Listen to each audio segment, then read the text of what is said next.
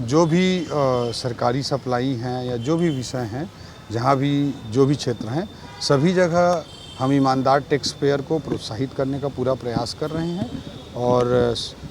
GST विभाग सभी चीज़ों का रिसर्च कर रहा है और जो बेस्ट पॉसिबल लोगों को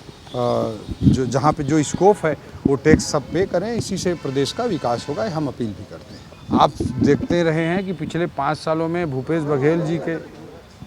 आप देखते रहे हैं कि पिछले 5 सालों में भूपेश बघेल जी किस किस तरह के बयान देते थे। कभी नक्सलवाद को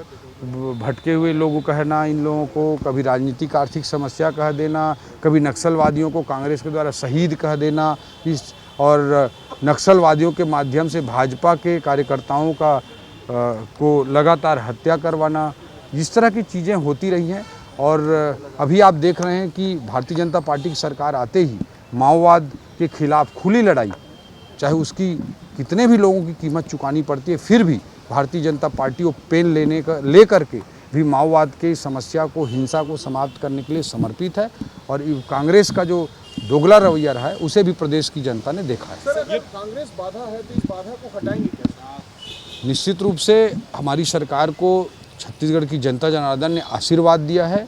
और उसी आशीर्वाद के कारण आज विष्णुदेव साय जी के नेतृत्व में माओवाद के खिलाफ में भी बस्तर में बड़ा अभियान चल रहा है। आदरणीय अमित शाह जी, देश के गृह मंत्री जी, हमारे गृह मंत्री जी, सभी लोग, पूरी सरकार लग कर के इस दिशा में काम कर रही है और बस्तर में भी अमन चैन कायम होगा। बस्तर भी जो धरती का स्वर्ग है, पर्यटन के एक बड़े केंद्र के रूप में मैं मानता हूं कि आने वाले वर्षों में उभर कर सामने आए। भारतीय जनता पार्टी का जो परिवार है वो किस तरह से बढ़ा है, इसे पूरे देश ही नहीं दुनिया ने देखा है। 1984 पे जो पार्टी 2 लोकसभा सीटों पर थी, 2019 में वही पार्टी 300 से अधिक सीटों के साथ देश को पूर्ण बहुमत की सरकार नरेंद्र मोदी जी के नेतृत्व में दे पाने में सफल हुई है। आज 18 करोड़ से अधिक सदस्यों की पार्टी बनकर दुनिया के किसी भी लोकतंत्र में सबसे बड़ी पार्टी होने का, राजनीतिक दल होने का दर्जा भारतीय जनता पार्टी को आज दुनिया में प्राप्त है। पूरे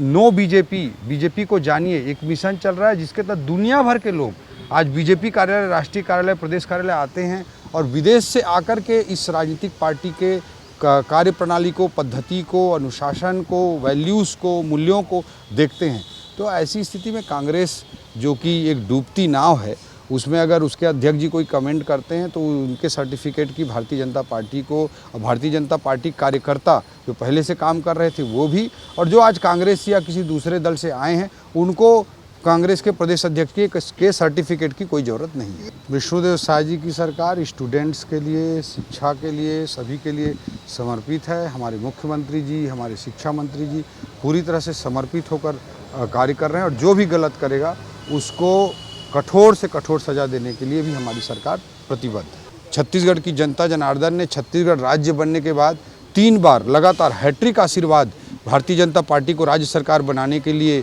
दिया था और बीच में एक बार निश्चित रूप से जनादेश हमको नहीं मिल पाया था, लेकिन फिर भी ऐतिहासिक जनादेश फिर से 2023 में छत्तीसगढ़ की जनता ने दिया है। लोकसभा में छत्तीसगढ़ गठन के बाद हमेशा रिकॉर्ड सीटें न्यूनतम 9 आई हैं, नहीं तो 10 सीट के लगभग आती ही है। तो इस तरह का बड़ा आशीर्वाद छत्तीसगढ़ की जनता जनार्दन भारतीय जनता पार्टी को देती आई है। इस बार लोकसभा में भी नरेंद्र मोदी जी के नाम के लहर नहीं सुनामी है और आने वाले पंचायत चुनाव में, नगरीय निकाय चुनाव में भी भारतीय जनता पार्टी को ही छत्तीसगढ़ के शहरी क्षेत्रों की जनता नगरीय निकाय चुनाव में और ग्रामीण क्षेत्र की जनता पंचायत चुनाव में निश्चित रूप से आशीर्वाद दें। अमित शाह जी राजनीति की कितनी गहरी परख रखते हैं उसे पूरा देश ही नहीं दुनिया जानती है और अगर उन्होंने कोई कमेंट किया है तो बहुत गहराई के साथ, विश्लेषण के साथ उन्होंने निश्चित रूप से अपना वक्तव्य दिया है और 4 मोदी जी के नाम की लहर ही नहीं सुनामी है। और निश्चित रूप से मैं मानता हूं कि पूरे देश की जनता जनार्दन और छत्तीसगढ़ की जनता जनार्दन